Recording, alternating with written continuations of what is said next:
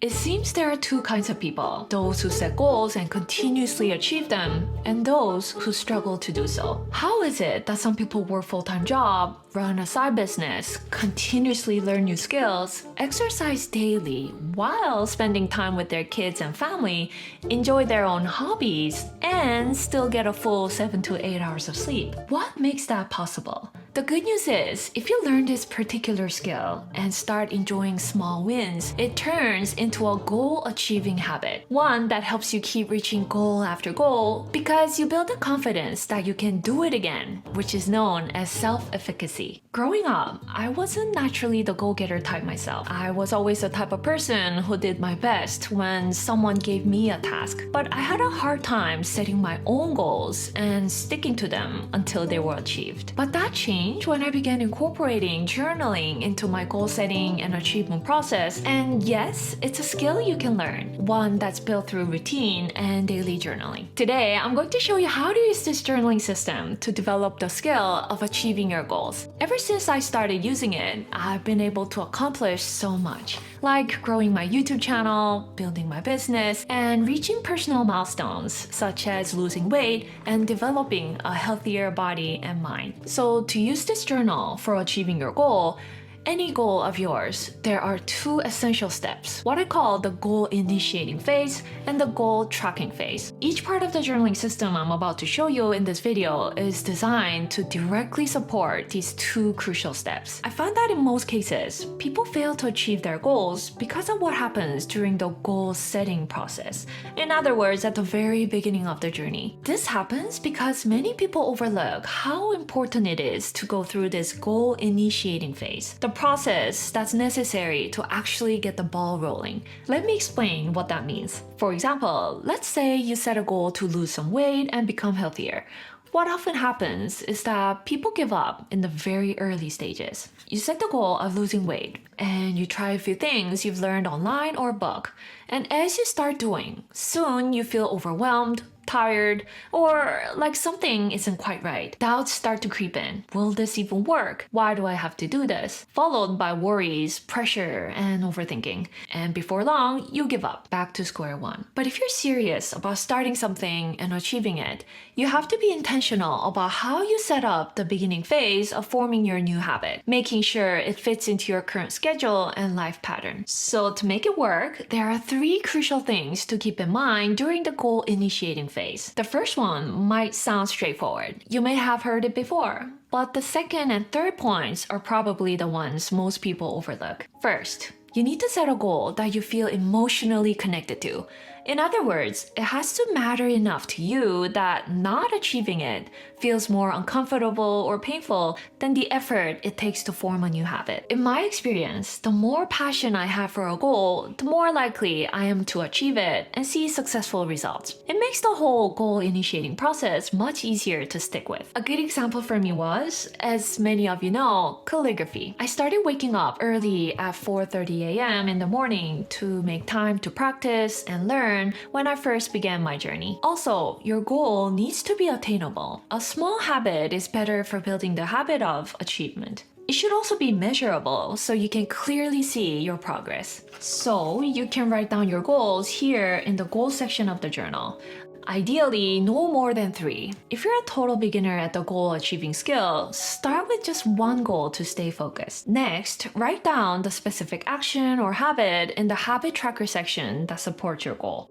2. Identify the problem. Once you begin taking action, expect that you won't succeed on the first try, or at least you might not feel like you're succeeding. But instead of throwing everything away, you need to set aside time each day to reflect on what's getting in your way. At the end of the day, take at least 5 minutes to reflect and ask yourself these questions. How well did I follow through today? What specific obstacles did I experience? What can I do to minimize those obstacles tomorrow? Even seemingly small bumps can become potential goal breakers, so they deserve your attention. For example, maybe you hesitated to work out fully because you didn't want to get sweaty, since that would mean taking another shower and you usually take shower before bed. It might seem like a trivial thing, But trust me, small schedule conflicts and discomforts like this can often lead to a complete stop in your journey over time. By the way, I've created a free downloadable template with those guided journaling prompts to support your goal achievement. You can find the link in the description below. Feel free to use it for your own reflections. One more bonus tip. During this phase, you'll likely feel some discomfort, but remember,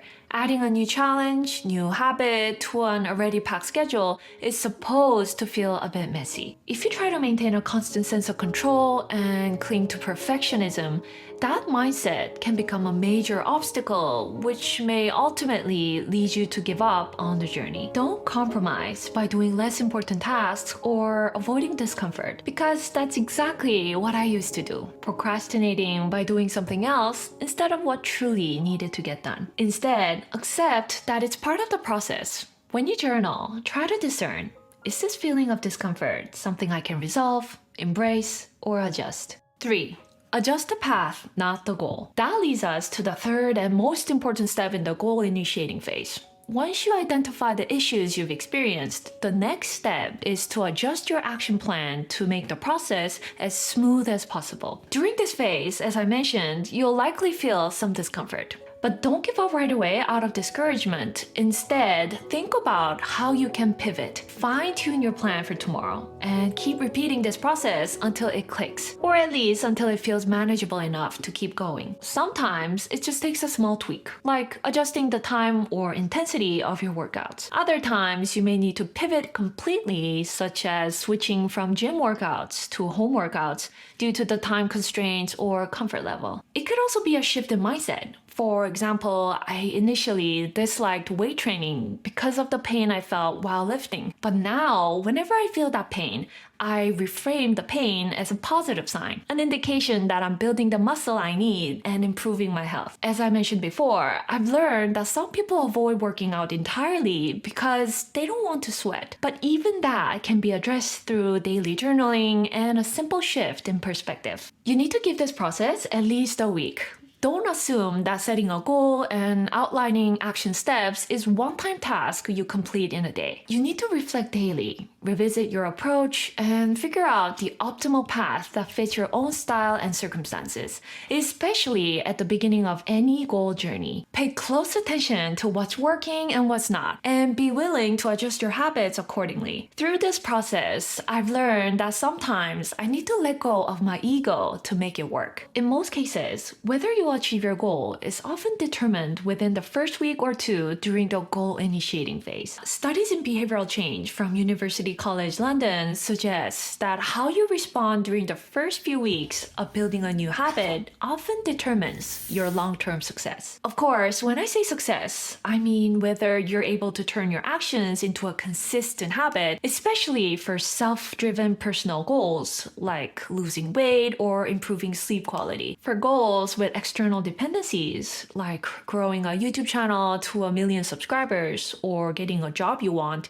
the results are influenced by other people or algorithms. But still, my point stands. If you turn your actions into consistent routines, you'll eventually see results, even with goals that depends on external factors. So as you're completing the goal initiating phase, you can move into the goal tracking phase. What's crucial in this phase is consistent check-ins. It doesn't need to be a deep reflection like the first phase, but it must be done consistently. In the habit tracker section of the 5-part journal, I check off my habits every day. It doesn't take much time. I simply look back and note whether I followed through, skipped it, or how well I did. This short, simple act of checking off becomes a powerful tool for gaining an eagle-eye view of how you're doing. It gives you a clear, at-a-glance perspective and lets you enjoy the progress you see over time, especially when visualized in a progress bar like this. Another helpful element of goal tracking is rewarding yourself. The act of checking something off itself can feel enough rewarding because it affirms that you didn't waste a day. But if you need a bit more motivation to avoid emotional exhaustion, you can create your own own reward system. For example, after uploading a new YouTube video, I treat myself to a movie night with my husband, since watching movies has been a big part of our connection ever since we first met. Lastly, I want to sincerely encourage those of you who feel discouraged or like you can't do it because of repeated past failures. If you begin anything with a discouraged mindset, you're already putting yourself in a very tough position to succeed. So keep your goals small and use habit tracking to experience small wins. Pay close attention to the goal initiating phase